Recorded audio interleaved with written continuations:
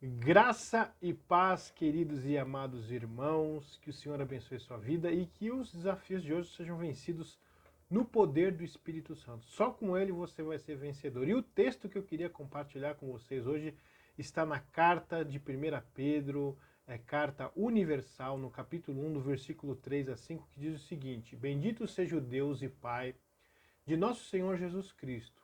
Conforme a sua grande misericórdia, ele nos regenerou para uma esperança viva, por meio da ressurreição de Jesus Cristo dentre os mortos, para uma herança que jamais poderá perecer, macular-se ou perder seu valor, herança guardada nos céus para vocês, que, mediante a fé, são protegidos pelo poder de Deus até chegar à salvação, prestes a ser revelada no último tempo.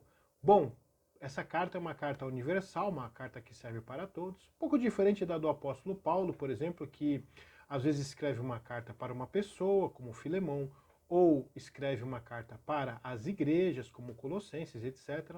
Paulo aqui está descrevendo para um grupo de pessoas em 5 províncias ali que estavam subordinadas a Roma, na Ásia, né? Que hoje é a atual Turquia. E essa turma, esse pessoal, essa igreja, essas pessoas estavam passando por um desafio muito grande, uma perseguição muito forte, né? Então o Espírito Santo aqui direciona o apóstolo Pedro a escrever uma carta para essas pessoas, para que elas não esquecessem que mesmo em meio às provações, a fé deles deveria ser fortalecida. Por quê?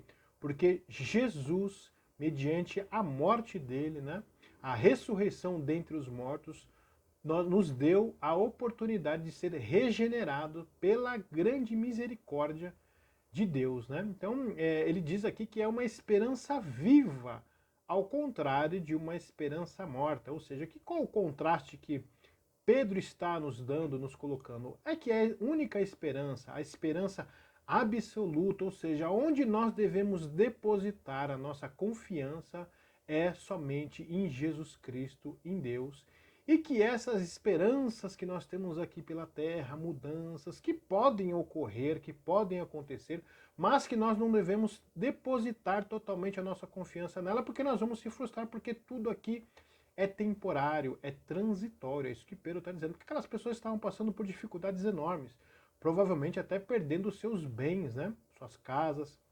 Então, Pedro aqui leva as pessoas, esse grupo de pessoas, a lembrar que a nossa esperança ela está na volta de Jesus Cristo e que essa revelação, essa volta de Jesus, nada vai se comparar, né?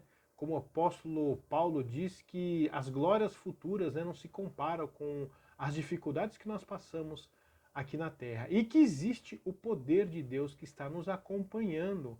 Olha que interessante, Deus, em meio às nossas provações e dificuldades, Deus está conosco e está nos guardando, nos preservando para receber, para estar com Ele nesse futuro, né? A qual Pedro diz que está muito perto. Então, meu querido e minha querida irmã, irmãos, que nós venhamos a depositar totalmente a nossa confiança no nosso Senhor Jesus Cristo, sabendo que coisas melhores virão lá na eternidade. Ou seja, um pé aqui na terra, não se apoiando muito, mas o outro pé se apoiando totalmente na eternidade, e que nós venhamos a nos encontrar lá. Que Deus abençoe seu dia, que Deus te fortaleça, que Deus abençoe poderosamente você. Fique com Deus.